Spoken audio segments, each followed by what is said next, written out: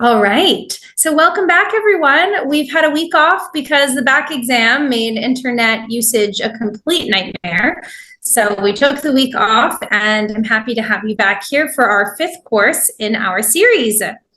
This is me. I'm Ariella. I'm the founder and CEO of the American Institute. I'm an American English teacher living in Algiers now for almost 6 years.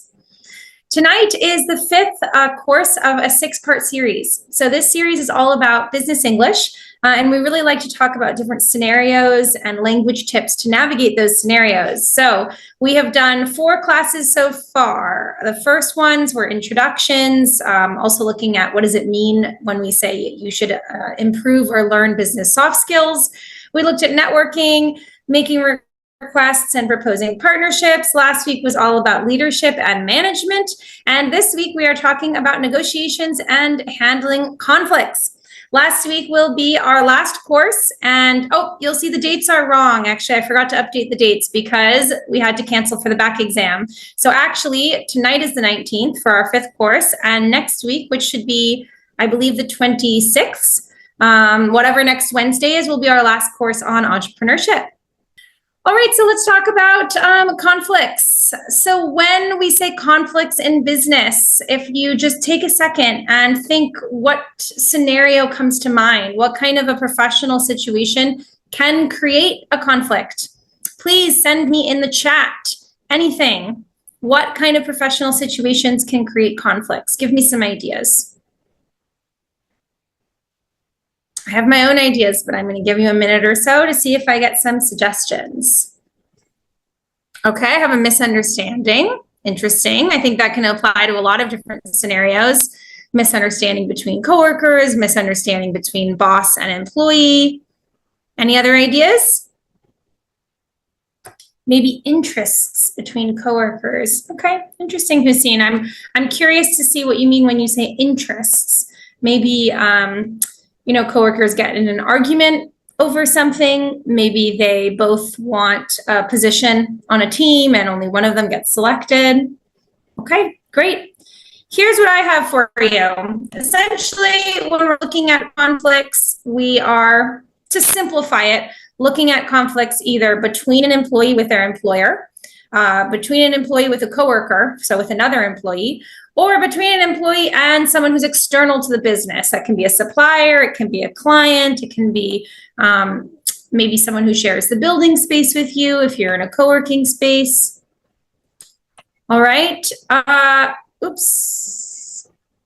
This slide, I think, is not the right one. Okay, so when you're saying misunderstandings, when you're talking about, I see poor communication, task management, great. I think we're on the same path thinking about why do we even need to develop conflict resolution slides. I'm thinking about my PowerPoint. Why do we even need to develop conflict resolution skills when we're in the workplace? Okay, so these first slides are really to get you in the same space as me. What kinds of things can happen? So now that we've talked a little bit about where conflict can emerge or between which parties, now we're going to look at some key steps to managing conflict in a business setting. We have 3 sort of main recommendations when we're looking at managing business conflicts. I would also recommend that these steps be followed in any kind of conflict management or conflict resolution situation, not just business. The first one is acknowledging the person's feelings and opinions, expressing disagreement in a respectful way, which is especially important in a business context, and then de-escalating the situation. So de-escalation means moving away from high emotion, away from aggressivity, either with your body language or your words, and ultimately finding a compromise and finding a solution. So let's look more specifically at some of these methods. So acknowledging the person's feelings and opinions. This is what we just spoke about. It's easier said than done, I think, especially when you are in the middle of a conflict and you're feeling like your own feelings and your own opinions aren't being listened to. Here are some key phrases or expressions in English that we use in business settings to acknowledge the other person or the other party's perspective. I understand where you're coming from. saying, I understand where you're coming from. What does this, if you had to put it into words, what is the effect of this? When you're upset with someone and they say to you, hey, I understand where you're coming from. I acknowledge your perspective. I believe that you have a good opinion. Okay. What skills are we showing? I have someone saying culture. Okay. I mean, this could be something that is very related to culture, the ones who maybe relate or have a similar dynamic to the person that they're discussing or having a conflict with. And empathy. Yeah. Okay. Trying to put yourself in the opposite shoes. Good. Background, compassion, understanding, empathy. Definitely. Thank you. I think empathy is the one that resonates with me the most. Oh, I see respect. Yeah, absolutely. I think there's a sense when someone says to you, I understand where you're coming from, you feel like you are being respected in that moment. And that alone is going to help de-escalate the situation. Huaria is saying this is nonviolent communication. Absolutely. This is a way to as you can remember, I'm going to go back. The phrases are phrases that acknowledge the person's feelings and opinions. And that act of acknowledgement can demonstrate compassion, empathy, understanding, and respect, which are all answers that you give me in the chat. Thank you. So I understand where you're coming from, number one. I see your point of view. Okay, this is very similar. It's essentially the same exact meaning as I understand where you're coming from, but slightly different words.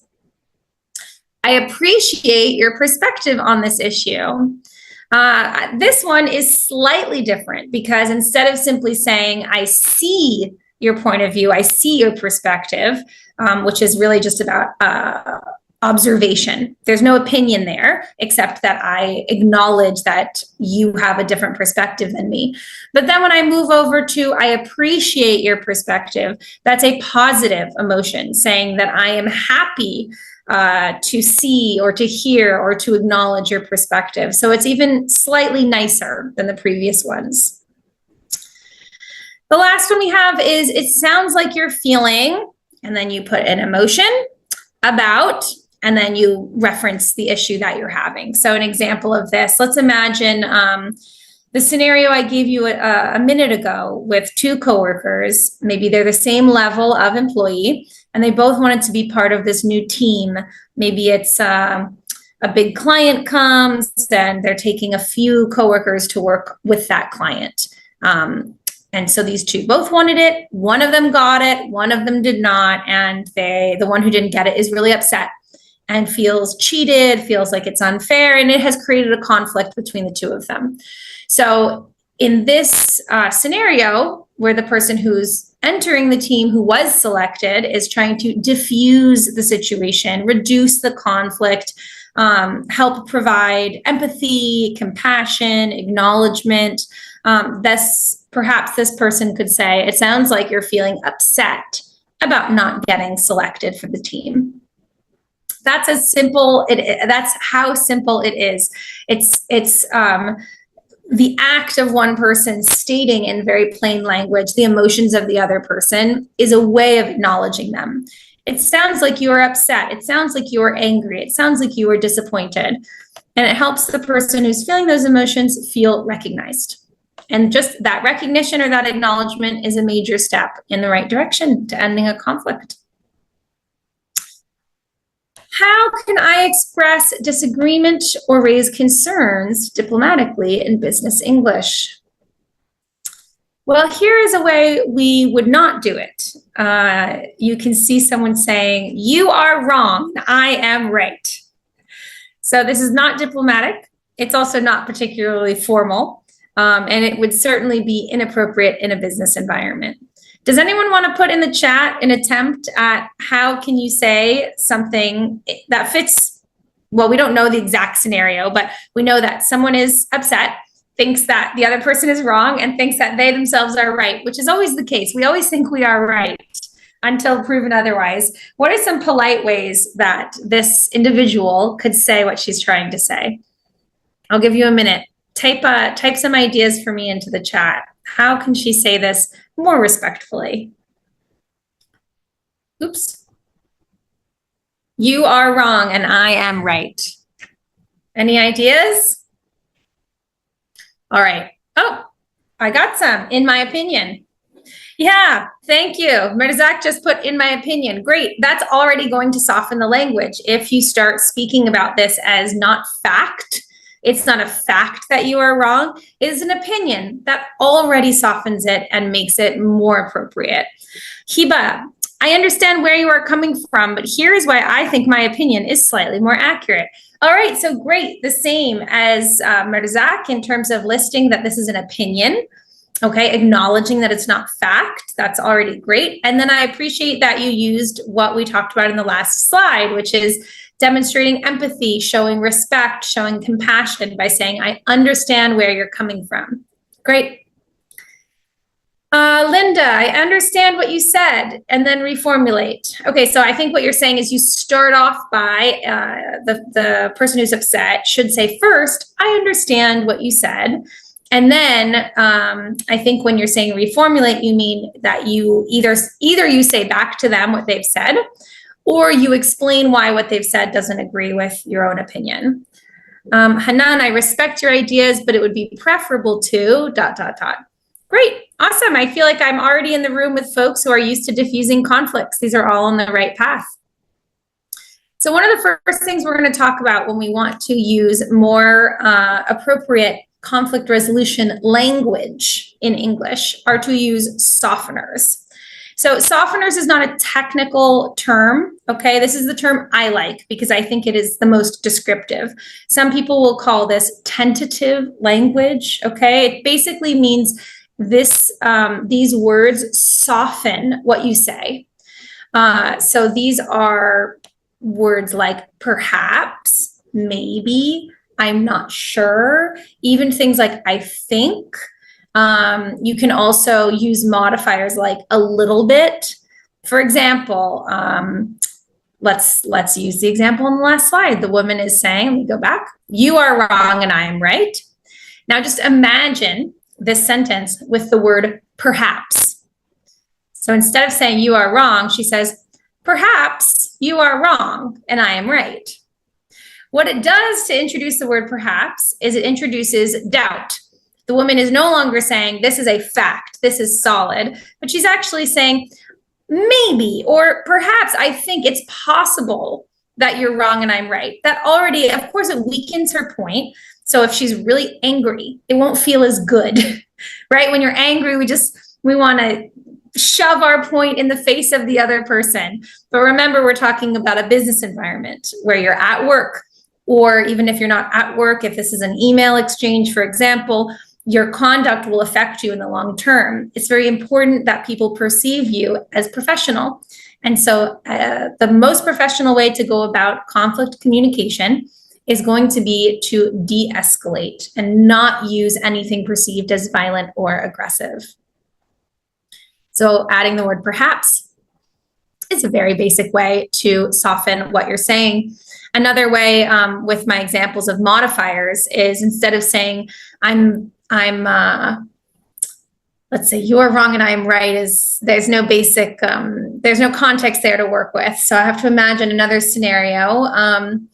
Maybe a supplier didn't deliver on time. Maybe you run a restaurant and the supplier didn't bring you the cups and napkins and the disposable things that you really need for your customers. I suppose disposable cups were more in the land of cafe. So it's a cafe and the supplier didn't come and you get in a big conflict. And rather than saying you have completely ruined my day and that cost me a lot of money, you could use a modifier and saying this, failure to deliver on time had an impact or had a small or had a little bit of an impact on my day. Although, of course, in this, I feel like it's not a good example because I want you to be firm with your supplier. But I'm looking for an example where in the conflict, you can use kind of, a little, somewhat in order to soften what you're saying. I'll have to think of a better example than the supplier. Okay, here we have some examples. So instead of we need to use my solution, So let's say you're working at an engineering firm and you propose a solution and someone else proposes and you want them to use yours. Instead of saying this, we say something like this: perhaps we can try the solution that I am proposing. We have something else called hedging language, and to hedge is essentially to soften, well, I suppose it's written on the slide, to soften the impact of your disagreement. So rather than saying, I disagree, or I don't like what you're saying, you say things like, I understand, but I see where you're coming from, however. So it's the use of that but and that however that are helping hedge. So it's a way of showing disagreement very politely. Instead of saying, I want to cut the budget. Okay, so let's say you're working on a team, the team is spending way too much money. Instead of just saying, I want to cut the budget, or saying no, just outright no, if someone asks for more funding or asks to expand the budget, you could try something like, I see where you're coming from, but I believe that cutting the budget would be best for us in the long term. Something you might have already noticed from these two examples is that the more appropriate response in business English is almost always longer. So you can see this one is much longer than the thumbs down. And you can see softeners, this one is longer than the thumbs down. Okay, that trend is going to continue. And I've spoken of this before if you've been in these classes, but business English is less direct than regular English. Now, English in general is a direct language. There's a lot of languages that are much less direct than English, and this is one of the reasons why English speakers are perceived as being very blunt, very straightforward, saying exactly what we think. However, even in the English language culture, there are levels of directness. And in a business setting, we are less direct. We spend more time sort of talking, explaining, adding softeners, adding hedging language. And this is what helps it be identified as more diplomatic and therefore more formal. So when in doubt, if you're not quite sure how to address something in a business scenario, go for a longer sentence with more adjectives and adverbs and filler words, then straight to the point, than you would if you were in a general English conversation where in general our sentences are very short and very direct. Okay, so that's softeners, that's hedging language. Then we have how to express skepticism. So skepticism, who knows what skepticism is? Can anyone identify or define for me skepticism? Before I move forward, I want to make sure we're on the same page. What does it mean to be skeptical? I'm waiting for answers in the chat, please. Having doubts, not being sure about something, great. Oh, it went all the way through my, oops, I'm just seeing that. Awesome. Yes, so being skeptical, I love this. This idea of doubt. Skeptical is I don't quite agree. I don't quite agree, or I don't quite believe what I'm hearing or what someone is telling me. So it can be something that is relatively impolite. If you're in a business meeting and one of your coworkers says something and you don't believe what they're saying, okay, he says that we have 3 months left on the project, but I'm pretty sure we only have 2 months left. So I'm skeptical of what he has said. The moment when you're skeptical and you see that there's a need to express the skepticism, it's important that people understand that we don't have 3 months, we only have 2 months. This information is important. I can't keep it to myself. We run into the question of how to express our skepticism without really insulting the person who's just spoken. So that's why we have this as part of our conflict resolution strategies, expressing respectful skepticism. So this is going to be about phrasing your disagreement as a respectful inquiry. So as if you're asking a question rather than saying, I don't believe you. So here are some examples saying, I wonder if we might also consider. Okay, so this is not in question format, but it's still an inquiry. You're still proposing that There's maybe another idea out there, and you're not demanding attention to it. You are simply suggesting and putting it out into the universe. And then the next one is a question. Have we explored the possibility of X, Y, Z? Here's an example. So this is what we don't want to hear. Someone who says, I don't see how that will ever work. I don't know about you, but I have definitely worked with people who don't hesitate to say these things and cause a lot of conflict in the workplace, because this could embarrass someone. If someone shares an idea in a meeting and the first response you have is, I don't see how that will work. You're really putting them on the spot. Then everyone's looking at them, how they will respond. Maybe they'll have a temper, they'll feel challenged, and things can derail. So here is another option that is expressing skepticism respectfully. I'm not fully convinced. Could we consider other options? All right, so I'm not fully convinced. So there's one of those softener words, fully. It suggests that I'm a little bit convinced. It's a nice, polite way of saying, okay, I'm not 100% against you. Even if secretly I am 100% against what that person has said. But in business English, we express softened, respectful language. So I would say, I'm not fully convinced. Then I ask the question, could we consider other options? Rather than saying, no, I don't believe you, and my way is better. And it follows what I was saying before about length. Almost always, the more polite sentence will be longer. So now we're going to talk a little bit about tone, intonation, and word stress. So English is what we call a stressed language. This does not mean that all English speakers are stressed out, although I have had folks think that that's what that means. And I always have a funny image of the English speakers of the world running around stressed. But in fact, it's about the pronunciation. So it means that the way in which we say something affects its meaning. If we say something that goes up at the end, it automatically becomes a question. And so if it's not a question, it actually makes us feel really doubtful. So what I'm demonstrating is something called intonation. Intonation, you can think of it as the musicality of a language. And the way in which you intonate your phrases affects how people understand you. And so in a conflict situation where you have emotions running high, tempers running high, how you say what you say is almost as important as what you say.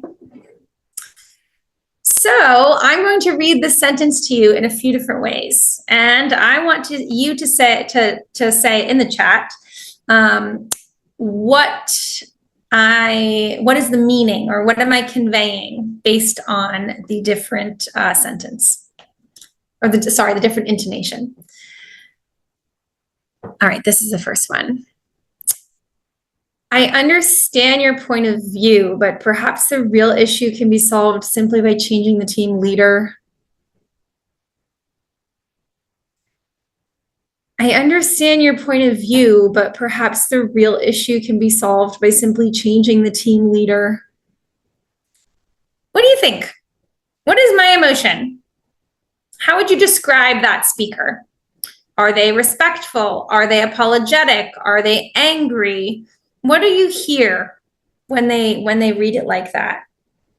Give me some words that come to mind. Who is this person apologizing? Is this person starting a fight? What are they trying to convey? I have negative, I have regretful, I have doubtful. Interesting. Any other ideas? Hisham, he wants to get rid of the team leader. Great. Yeah, so I think, and this is also a judge of how good my acting is, but I think a few of you got what I was going for, which is someone who's kind of annoyed and negative, and whose focus is actually really about getting rid of the leader, like asking a question, but you don't think it's a question. I just don't like the leader. So I'm a little bored with the conflict. Can't this just be solved by getting rid of the team leader? The reason what I was hoping with my demonstration, which maybe wasn't so clear, was that by not asking it with a big question at the end, it means I'm pretending to ask a question, but it's not a question. I just want to get rid of the leader. Let's try a different one. All right, this is number 2. I understand your point of view, but perhaps the real issue can just be solved by simply changing the team leader. This is number 2. Again, I understand your point of view, but perhaps the real issue can be solved by simply changing the team leader. Tell me, who is this? Someone says sympathetic. Someone else says manipulative. Yeah, maybe. Any other ideas? It's the exact same sentence.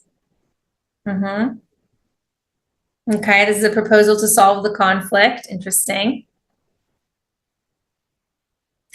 All right, so I'll tell you that this one is someone who's more interested in solving the conflict. Yeah, compared to the first one, who was a little bit more negative, a little bit more dismissive. This is someone who's eager and maybe wants the other person, the person I'm speaking with, to feel respected and to feel like they are the big boss and I'm just here trying to help out. All right, this is really just to show that it's not simply language that you need to master when looking at solving conflict in the workplace, but also tone. It's something that can really be hard for non-native speakers because they may say they'll say the exact words come out of my mouth, but I'm not being treated the same way as the person next to me. And often what I can say is it will come down to tone. A very flat tone sounds bored, dismissive, and arrogant. And that can make your life very hard when in English we use a very modulated musical tone with our voices going up and down and the pacing of the sentences changing. So I recommend to those who are interested in improving their intonation, interested in playing around with it, or who have perhaps experienced this where they're feeling misunderstood, but not based on the actual words, but based on the meaning that they're trying to convey. The best way to work on your intonation is actually to imitate real speech. So taking something like a TV show like Friends or How I Met Your Mother and replicating back not only the words, but the exact way in which the words were said, it's going to be the best way to help you have your intonation have a very fluent speaker feeling to it. Yeah, thank you, Hanan. Intonation is extremely important to get the message across.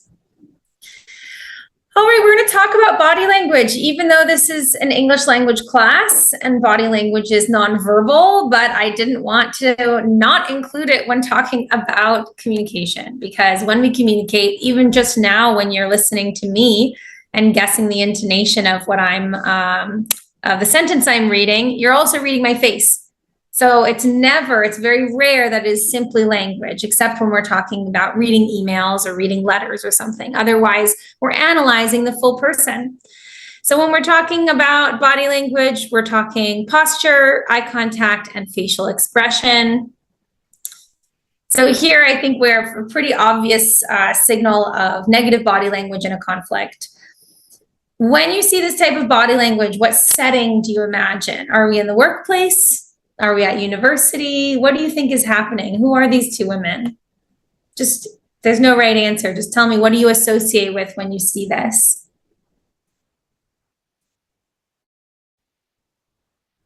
The middle of a discussion, okay. And where are we? Someone's accusing someone, okay. A bossy girl with a defensive girl, okay. Other ideas? We're in an informal setting. Yeah, okay. Mother and a daughter could be. Sisters home arguing about home cleaning tasks could be. Any other ideas?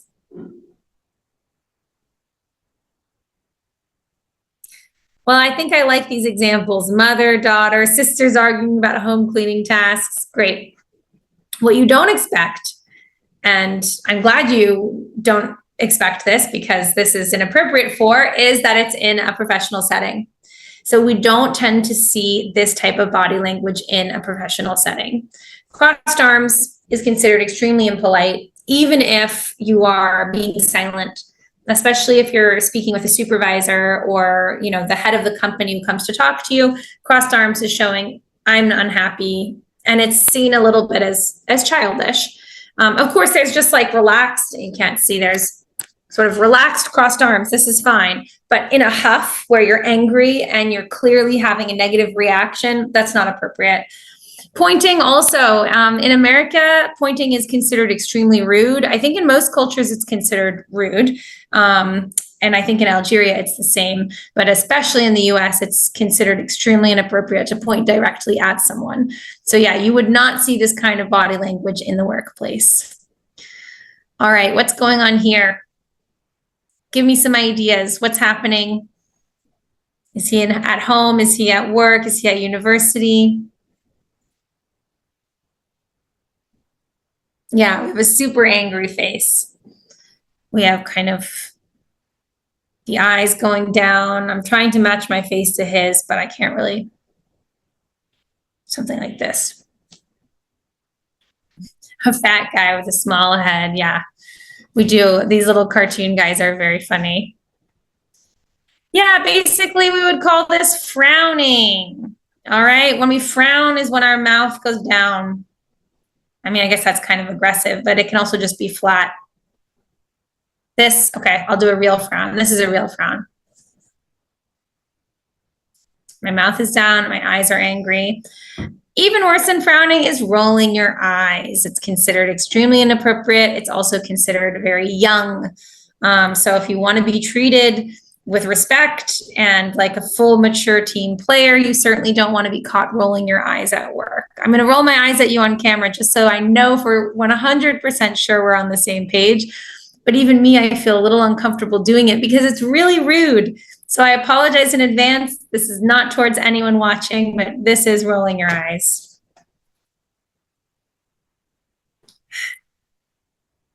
I mean, I'm doing it kind of aggressively. I'm showing you all the ways, but it's like moving your eyes around in a way that's like, oh my God, I just can't stand this. And it's not always only up. I mean, the caricature of rolling your eyes is like your eyes doing a big loop, but it can also just be like this when you're looking aside and you're showing that discontent.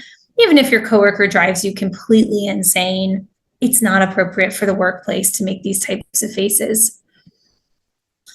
All right, so then let's talk about some common mistakes to avoid when communicating during a conflict in a business setting. We have number one, a big mistake if you're in a conflict is not considering the person you're speaking with. So that's a fancy way of saying, or interlocutor is a fancy way of saying the person you're speaking with. If you are in a conflict with your supervisor, your language should be, I hope not more respectful, because I hope you are democratically respectful to whoever you're speaking with, but it is expected that there is a sense of hierarchy. It's not so big in the US. In fact, hierarchy is relatively low compared to some other countries, but it's still expected that when you're speaking with a supervisor, you will never, for example, raise your voice.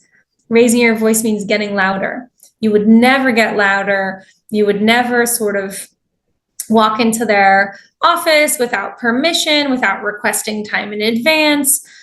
So a conflict with their boss is allowed, is appropriate, but the fact that this person is your boss, it's expected that that is factored into how you choose to communicate. And then, of course, if you're having a conflict with a coworker, your language can be a little more casual. The timing around the conflict can also be casual, saying, hey, can I steal you for a second? I want to talk about something. Whereas with your boss, you should be booking that time in advance. Raising your voice, as I said, essentially is a big no with any conflict communication in the workplace. And also, as I said before, some of these tips are good for real life outside of the workplace, that raising your voice is not going to get you very far in de-escalating a conflict. And then accusatory expressions. So these are expressions that essentially accuse the person you're speaking with of having negative intentions, of doing things maliciously.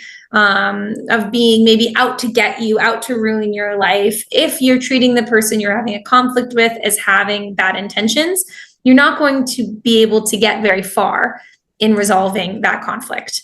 We need to have a sort of baseline that each person in the conflict respects the other person, maybe not enormously, but at a minimum level of respect in order to move past it. I wanted to see if anyone has heard this term before. What do you think is a compliment sandwich? This is a term that we use a lot when talking about resolving problems or conflicts at work. What do you think a compliment sandwich is? I'll give 1 minute for answers, and then if we don't have anything, I'll jump in. All right, beloved, positive, negative, positive. Hisham, so delicious. Hisham, I think you haven't had dinner yet, neither have I, because that sandwich also looks good to me. Any other ideas? A compliment sandwich.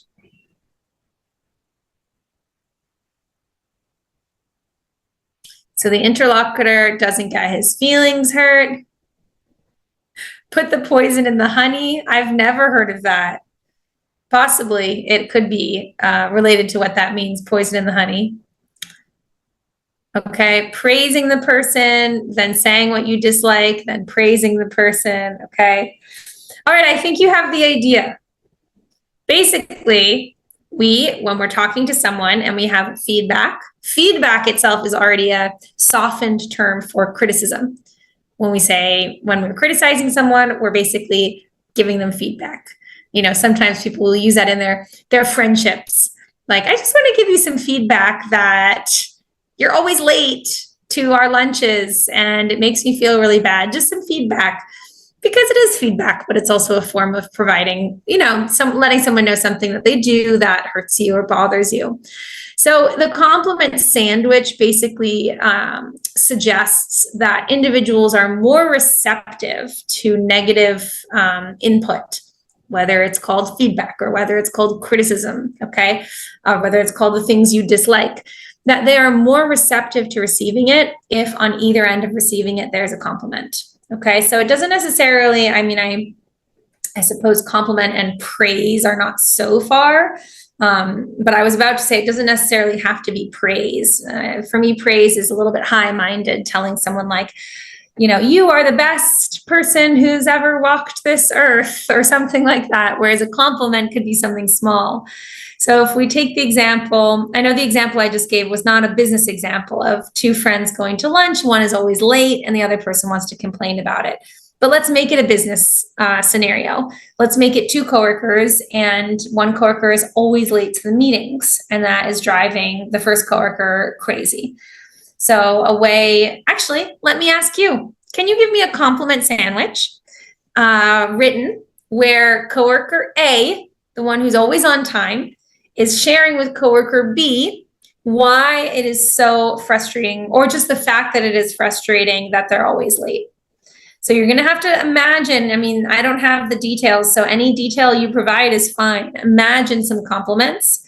Imagine something that they do well, or imagine something that you can say that's nice. I'll accept anything because they're fake people. And then the feedback in the middle will have to be about the fact that they're late.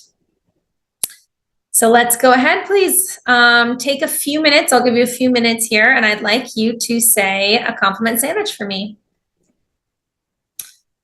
I love how dedicated you are to our work. I just wish you could make it more of a priority to arrive on time. It's very hard that you are always late. I really appreciate having you on the team, though, and I look forward to working more together. Okay, this is a compliment sandwich. The first part is a compliment. I love how dedicated you are to our work.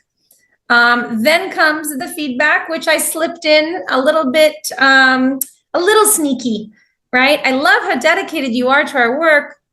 And I just wish you could make it more of a priority to arrive on time. It's very hard that you are always late. I really appreciate having you on the team, though. So here comes the last compliment, and I look forward to working more together. So the theory is that if you receive the feedback in this style of compliment, feedback, compliment, you are more likely to hear it. You are more likely to feel bad and to change your behavior. All right. Thank you. I see I have some compliment sandwiches coming in here. I really liked your presentation. It was clear and engaging, but you were speaking a bit too quickly, which made it hard to follow. Overall, you did a great job. Keep up the good work. Well, thank you, ETF. I think you're giving me the compliment sandwich because I think sometimes I'm speaking too quickly. Thank you. Your presentations are always very thorough and engaging, which the team appreciates. However, I've noticed that sometimes they run longer than the allocated time, which can disrupt our schedule. If we could work on keeping them within the time limit, that would be great. Overall, your hard work and expertise are a huge asset to our team. Amazing. This is a perfect compliment sandwich. Thank you, Mohammed. So really, like, good, sincere, and detailed compliment at the beginning and at the end, with feedback in the middle, and not only feedback saying you run late, but explaining why running late is causing problems for everyone on the team. Okay. All right, I see some very silly compliment sandwiches coming in. I'm going to let you guys keep going. You can compliment sandwich anyone in your life, but I've picked the ones that are a little more professional and read those out. Thank you. All right, the last thing we're going to do with conflicts before we get to negotiations, because tonight we're doing both conflict and negotiations, is talk about culture. So every time we're doing a business English class, the interaction between language and culture is very intertwined. It's impossible to separate, you know, this is the vocabulary you should learn, these are the words, these are expressions, these are the phrases, from the cultural components.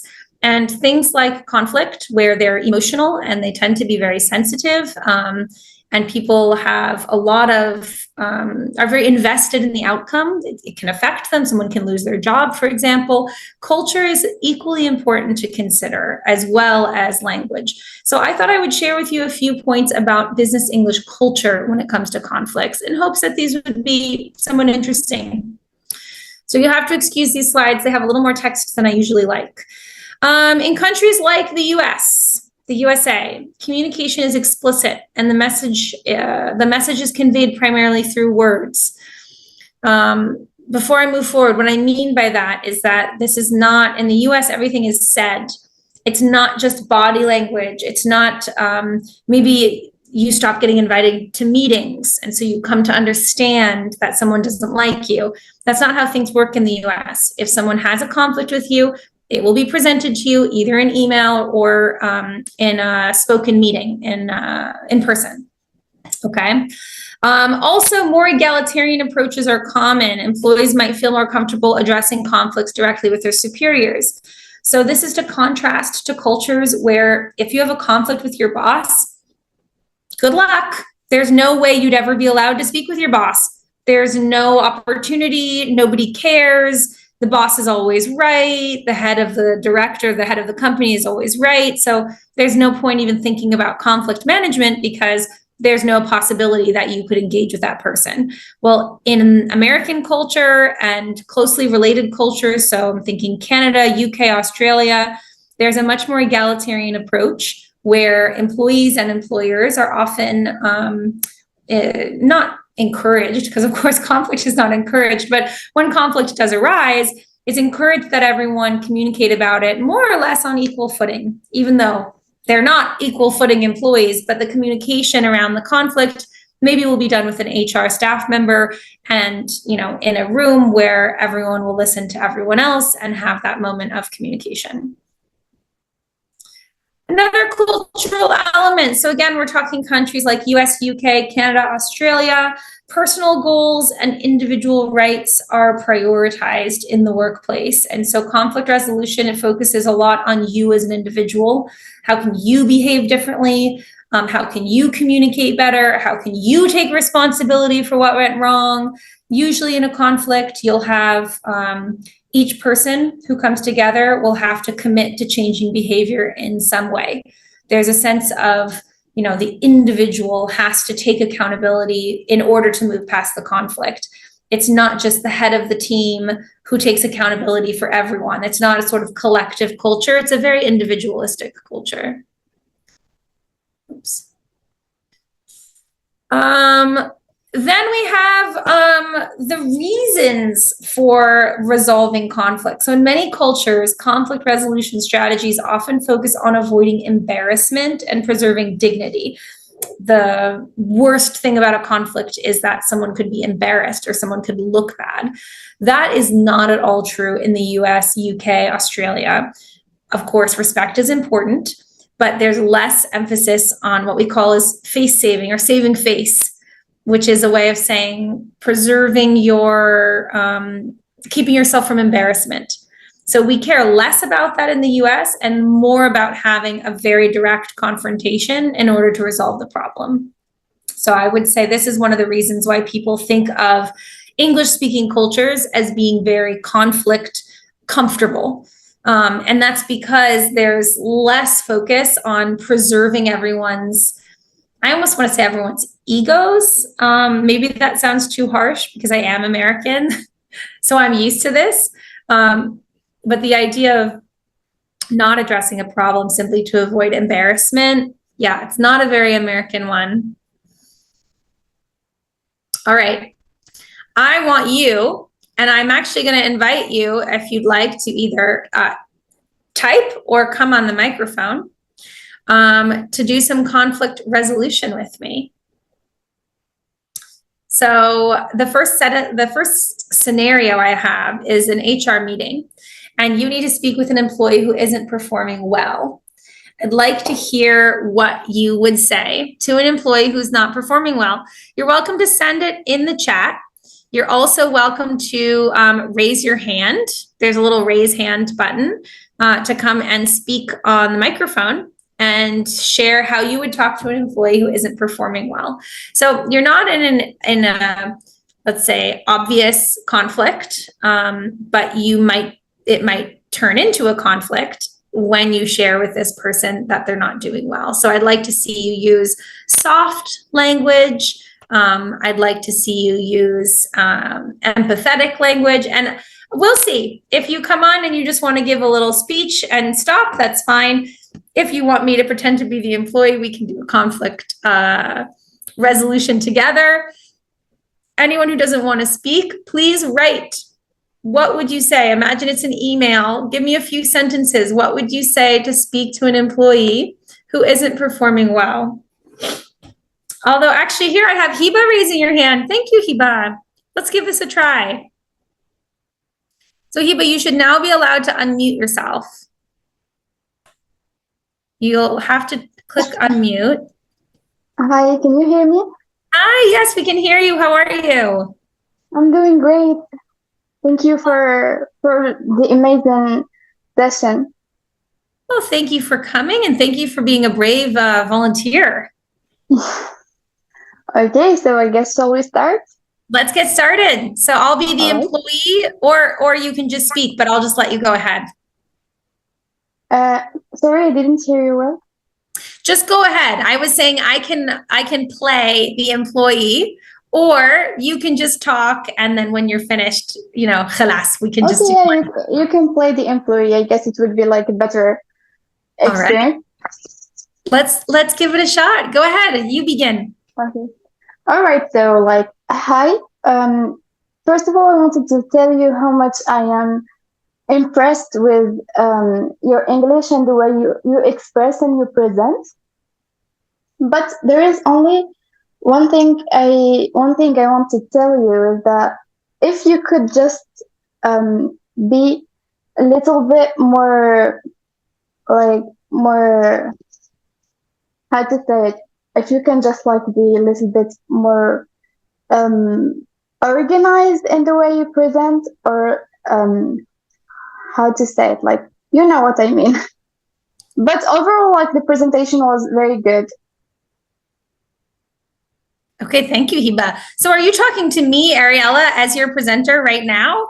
Or are we doing the HR task? It's just like a role play. Okay, because I was going to say, I appreciate the feedback and the compliment sandwich. No. But it's very much organized. It's just an example. No, it's okay, great. Thank you very much. I think what you find is sometimes it's hard to find your words in that moment of giving the feedback, the negative feedback part. But I thought you did well. I thought you were very nice. I think maybe maybe you were a little too nice. The employee probably doesn't realize they really need to increase their performance. But the empathy was there, the respect was there, and the compassion. Thank you so much. Thank you. Thanks, Hiba. All right, I'm going to put you back on into the group. Since I don't have any other volunteers, let's just look at this written example I have from Hanan.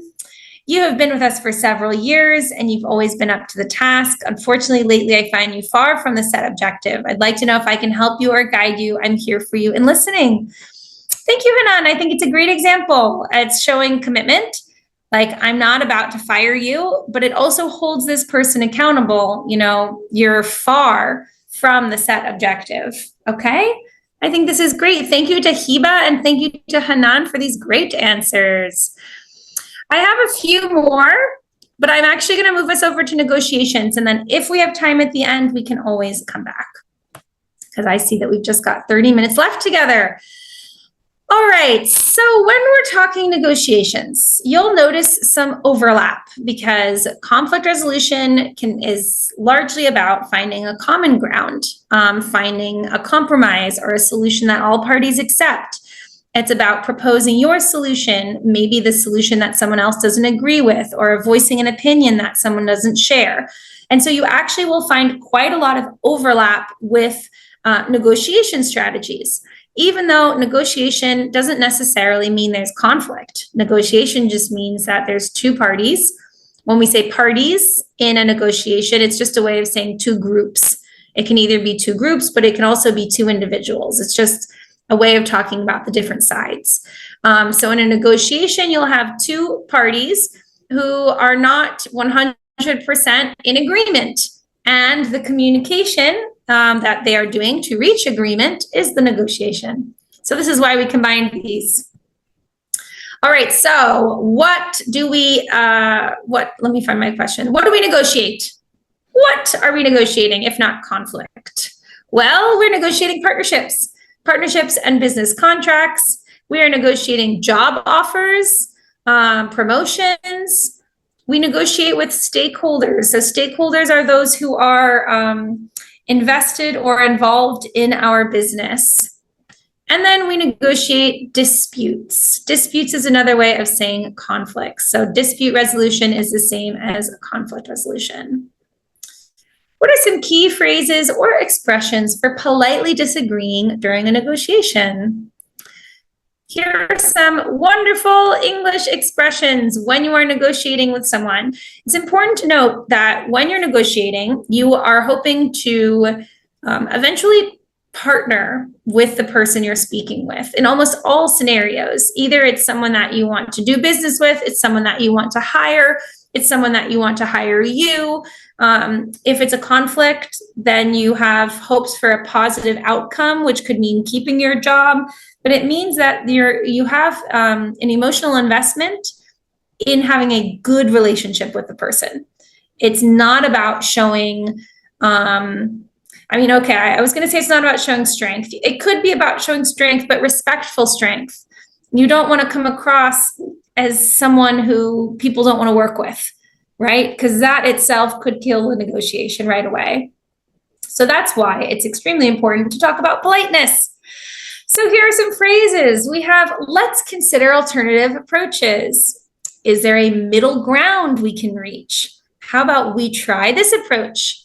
I'm willing to be flexible on this point. Let's work together to find a mutually beneficial solution. Beautiful. Now we have a few tips to handle business negotiations. Number one is listening. I think it is something that when you tell someone you need to listen in a negotiation, everybody says, of course. Of course. How can you have a negotiation without listening? Of course, I'm listening. But the reality of it is when we're in a situation where we disagree with the person in front of us, we often practice something called selective listening, where we listen for what we expect. I expect that they are not going to offer me, what I want. So when I hear the first words out of their mouth saying, I disagree, or I won't offer you the first part, I really stop listening and I start preparing my response. I start preparing my defense. So the percentage that I've heard is maybe, I mean, if I'm being generous, maybe 30%, it could be 10%. And that is not going to get you very far, because if both parties are doing this, there's a lot of talking, but there's actually no real communication being received. And the negotiation will end up taking a lot longer. Hand in hand with that is staying silent, actually letting the other party speak and understanding fully what they say before you begin to respond. Staying calm and flexible. So we talked about this in conflict resolution strategies when we're looking at the emotions in the moment. In a business scenario, it's not considered appropriate to show a lot of emotion. I mean, we always have the stereotype of the crazy CEO who screams at his staff and who, I don't know, is sort of a nightmare boss. But it's rare, I would say, that you actually find these people. It's considered very inappropriate. I mean, maybe I just haven't worked in the right industries. Maybe all these bosses are running movie sets out in Hollywood. But for myself, the industries I've worked in, all the folks I've known, the crazy, horrible bosses, they're not screaming at you. Maybe they're just unkind. Maybe they have favorites in the office. Maybe, these are also terrible things, but the level of emotion that's considered appropriate in a business setting is low. Okay. Especially when you're in the US or Canada or the UK. It's rare that you'll hear people screaming. So staying calm is extremely appropriate and is expected. And then flexible. This is essentially saying if you're entering a negotiation with someone, you must realize that what you want, you won't get all of it. That is the reason behind the word negotiation. You must be willing to give up something. Building trust and rapport. This goes back to what we talked about with conflict resolution around respect, empathy, compassion. Oh, and that is our last one. All right, how do we handle objections? Objections, this is when we propose something or we offer an opinion and someone disagrees with us. How do we handle these objections gracefully and persuasively? So we have a few key expressions. So we have phrases like, I understand your concern about, or that's a valid point, and here's how we can address it. What these types of phrases are doing, they're acknowledging that the objection is valid. They're acknowledging the other party's perspective, the other party's opinions. They are in part validating their concerns. This is very similar to the phrases that we looked at with conflict resolution. Instead of saying, I understand your point of view, because a point of view is something that an individual will have, we'll say, I understand your concern, or I understand the point that your group or your team is making. But for the same effect, to increase trust, increase respect, increase a positive energy between the two parties. And then some common pitfalls to avoid. First of all, who knows what is a pitfall? Who can tell me what a pitfall is? It's kind of a funny word, and it has a certain visual that comes to mind that I don't even know if that's the right, if that's the root of the word. I'll give another minute and then I will tell you. Common pitfalls. Okay, I think maybe it's not a well-known word, so I'm happy to be introducing it to you. So a pit is a big hole in the ground. So when a construction company comes to build a new development and they bring the farm equipment, they dig a huge pit, like for a parking lot, underground parking, a big apartment building. So the first thing they do, they dig out the ground, and it's a huge hole, a pit. And a pitfall, you can imagine, this is why I said it has an interesting visual, because a pitfall, you imagine yourself walking along, walking, and boom, you fall in a giant pit. And it's hard to get out. Pit is huge. It's something you have to like try to scramble up the side, hope you can get out of. So we use this word not literally. It's an abstract term to talk about, and I think Mohammed just put in a great synonym, to talk about unsuspecting danger. Okay, a pitfall is something that you don't see coming that can cause you problems. So this question is about what are some common pitfalls, some common problems or difficulties that you can avoid, that you want to avoid when you're negotiating in English. So the first is failing to prepare. I think the most relevant usually for my students is talking about negotiating for salary. So if you don't have the information on how much you want to be making or how much you could be making or what is common to make in the market, you're not going to be coming to the negotiation from a strong perspective. The other one, which we just talked about, is emotions. So showing emotions, especially demonstrating that you're not in full control of your emotions, will absolutely make you look like the weaker party, and will make others think that they can manipulate you strongly since you're reacting with emotions first and intellect second. The last one is really about having a positive outlook. So making assumptions about the other party's motivations can lead to inaccurate conclusions. So essentially, what you see more commonly is that people think the other party, the other team, or the other person have bad intentions, that they're not good people, they don't care about you, they're not interested, that you have to fight really, really hard to get what you want. And sometimes when you go into a negotiation with that type of mindset, it's like the expression, you only see, you find what you're looking for. You only find, or you only believe evidence that supports the conclusion. It will make you a very unwilling negotiating partner because you're suspicious. You came in suspicious. So the more that you can do to walk into a negotiation with no preconceived notions, no assumptions about the motivation of the other party, the more honestly or truthfully you'll be able to see if they are good intended negotiators or if in fact they do have bad intentions. And then we have neglecting to actively listen, which we already spoke about. Great.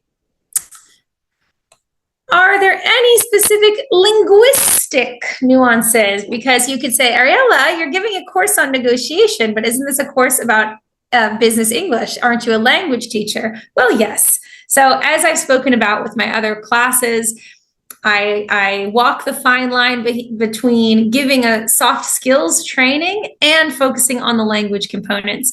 So these tips on negotiations are really about, not about language. This is how to develop strong negotiation skills in general that I like to drop a little bit of into each class, while then returning to language elements that will be useful for you if you're hoping to do these types of, or practice these skills in business English. So here are some of these expressions. And my question is, have you ever heard of them? So have you ever heard of, we're working against a tight deadline? We're working against a tight deadline. I want to see in the chat if you've heard of it. What does it mean? Tight deadline. Working against a tight deadline. What does it mean? Okay, deadline is time frame. What does it mean for it to be tight? The time limit to finish a project. Good.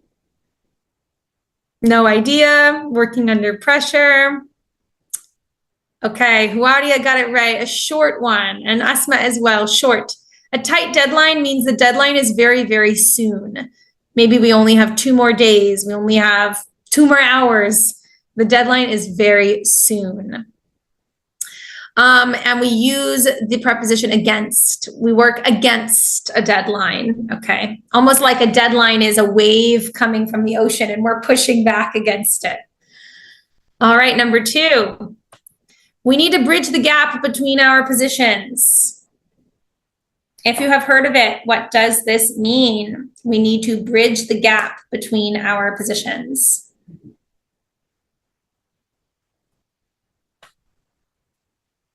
Bridge the gap. Okay, the problem maybe. Other ideas?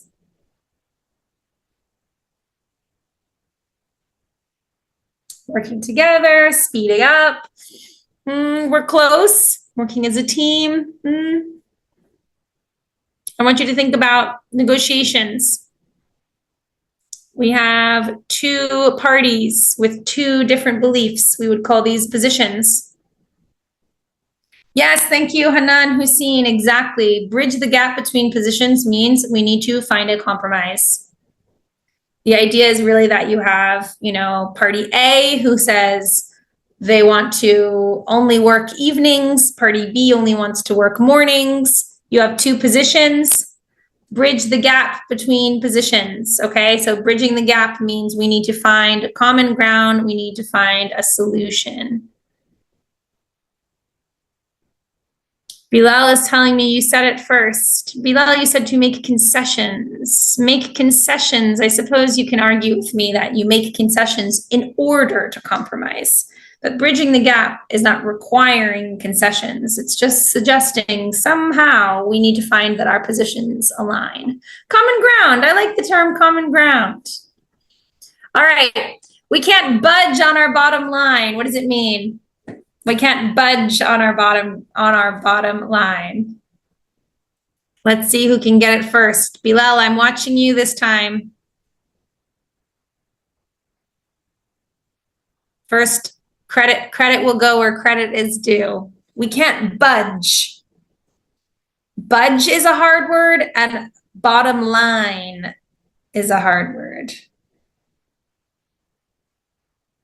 We cannot increase the results. Not exactly.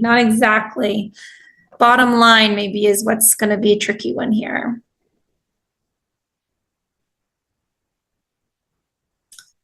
We're on a limited budget. Bottom line is often financial. It's often used financially, but it doesn't necessarily mean budget. We can't dive to this point. Yeah, we have to stick to our grounds. There's a firm stance or non-negotiable position regarding a specific issue. All right, thank you, Bilal and Mohammed.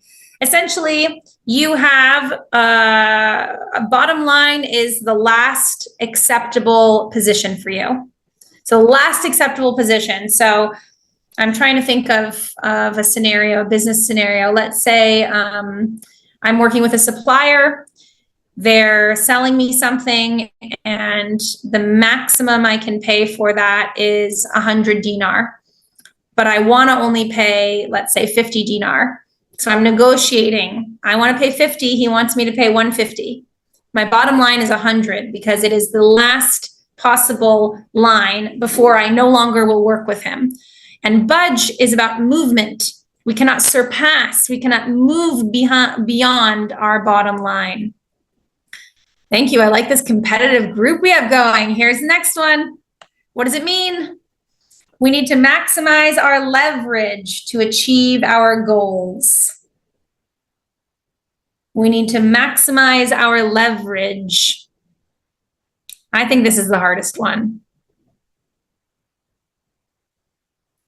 Increase the means. I don't know. I don't know if that is clear enough for me. Maximize our leverage.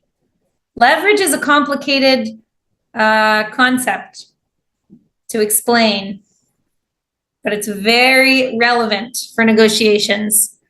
You always want to make sure you have leverage.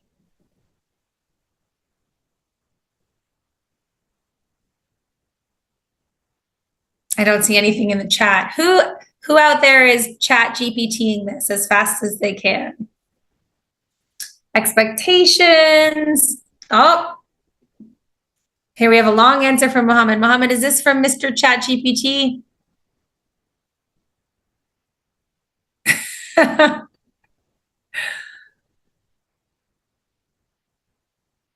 Okay, it's a long answer. It sort of gets there. There's a need to utilize. I'll read it out for the recording because I always forget the recording is not reading the chat.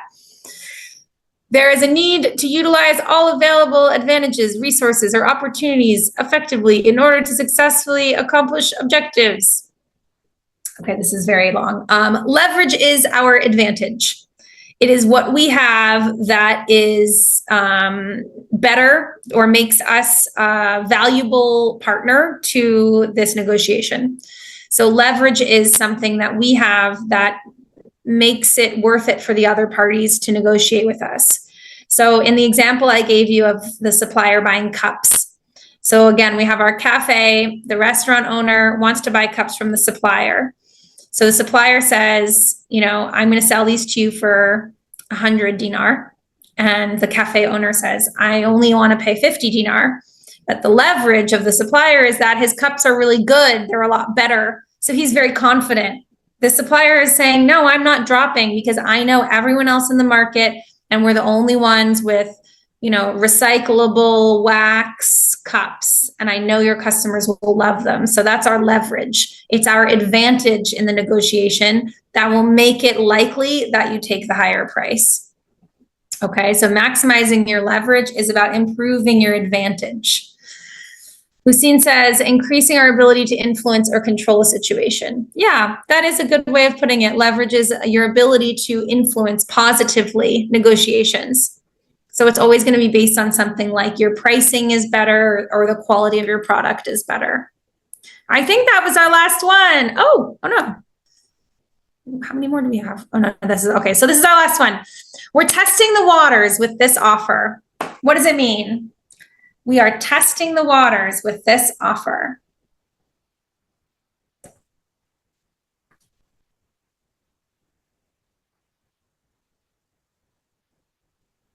We're making a try,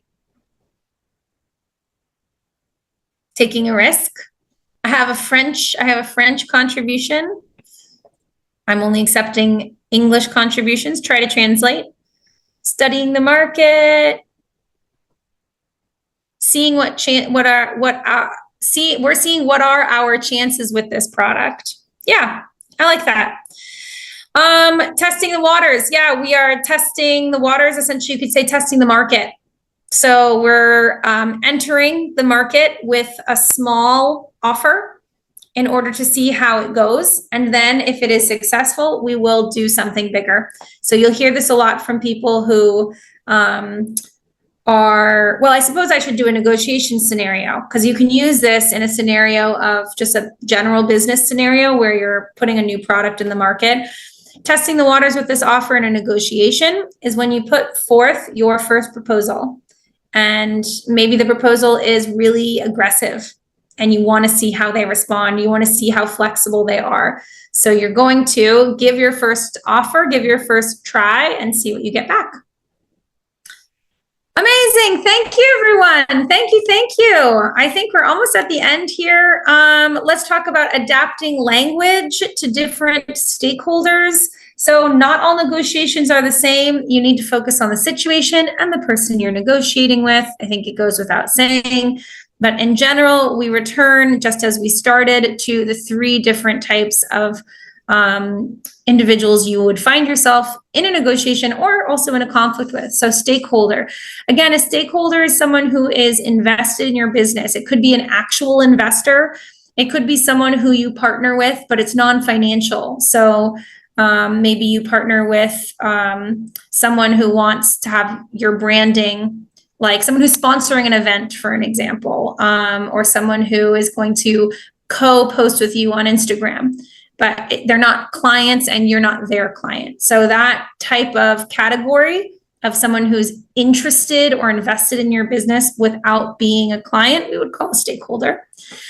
Negotiating with an employer, a boss, or a future employer, or negotiating with a coworker within the company or a business partner, including clients, suppliers, vendors, etc.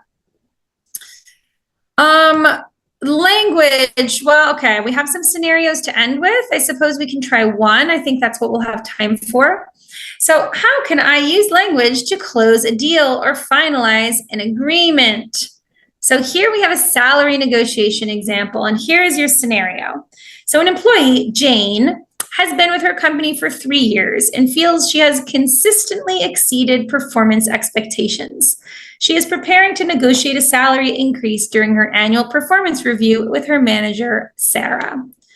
I would like to see some sentences from you about what Jane should say. What should Jane say in order to negotiate a salary increase with her boss, Sarah? I'm going to give you a few minutes to type to me in the chat, please. Okay, Anand says she will summarize the objectives achieved in terms of time and budget and propose to be rewarded. Good. I'm going to let folks keep writing, but I'm going to add my own. She should highlight her achievements, her value, and talk about the salary in general in the market, then propose a specific number. Thank you, Hiba. And Bilal is proposing threatening. I don't believe threatening is very effective, but some folks swear by it or have used it successfully. Esma, thank you, is speaking as Jane. I'm committed to this company because I learned a lot with you and my skills got upgraded. And I think you've noticed how hard I've worked. And it's time to think about a promotion. So good, Esma. Thank you for giving some good examples of what Jane has done well. I think what I want to see from you is, instead of it's time to think about a promotion, something more forceful. I am requesting a salary review. I am requesting a raise. I would like to have a raise as a result of the hard work I've put into it. Part of the negotiation is also asking for what you want. You know, it's not simply about presenting yourself and hoping other people will recognize your value. It is yourself saying, hey, I'm worth more money or more compensation than I'm currently being paid, and this is why. Awesome. We have one more scenario. Maybe we'll tackle it quickly, or I can just share my thoughts on it. So we had salary negotiations. Now we have negotiating with a supplier.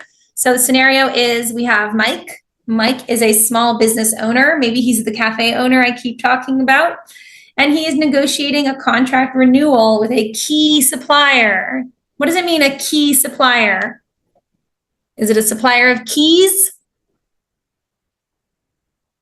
I'm waiting for the chat. What does it mean, a key supplier? A major supplier. Thank you, Hussein. Important one. Strategic. Awesome. Important. Project manager. Well, not necessarily a project manager. It just means important. It means critical. David, the current contract is expiring and Mike wants to secure better terms due to increased competition and changes in the market conditions. Who has any ideas? What can Mike say? What should Mike say to negotiate with his supplier? 2 more minutes and then we'll close up shop here. It's time to renew the contract. And Mike wants basically better pricing. And he has a few good reasons for wanting better pricing. So I wrote, I'm speaking as Mike. There are so many more cafes open now. Again, imagining his business as a cafe, but who knows? I can't keep the same prices. Since I have to reduce prices, I'm asking more help to cut costs in our next contract too. It's just one argument. He could also make an argument about, what was it? Increased competition and changes in market conditions. Changes in market conditions can be things like the economy dropping, people having less money to spend in general. Maybe there's less interest in what he was selling. Okay, Hanan is saying he seeks to review the terms of the contract. Yeah, absolutely. He should start by making it very clear that he doesn't want the same terms. Bilal is saying Mike should say the business relationship will be a long-term one, and the better gains, that the better terms will be a sign of goodwill for him to commit to buy only at the supplier. Yeah, that's a great point, Bilal. He should promise exclusivity. He should look for an increased length of contract, essentially showing his supplier why it's in his best interest to give Mike better terms. Great answer. Hiba says, I valued our partnership. Given market changes and increased competition, let's update our contract terms to ensure our continued competitiveness. Can we discuss adjusting to current industry standards? Beautiful, Hiba. It's great. I like that you mentioned valuing the partnership. and you open with a very open question. Can we discuss adjusting, right? Instead of demanding it, as I had in my example. Wonderful. Well, thank you, everyone. I believe that's going to wrap us out for today. So our next and last class in the series is going to be next week on the 26th. We'll be talking all about entrepreneurship. So it'll be very similar to this class in that it will be about soft skills related to entrepreneurship and anything that will be helpful to you from a linguistic standpoint. So vocab, expressions, certain phrases, and cultural things as well. So contact details are on this slide. Thank you so much for coming. I'm happy to have the group here today. Love the competition, the competitive vibes. Bring it back next week. I hope to see you then. Thank you so much, everyone, and have a good rest of your evening.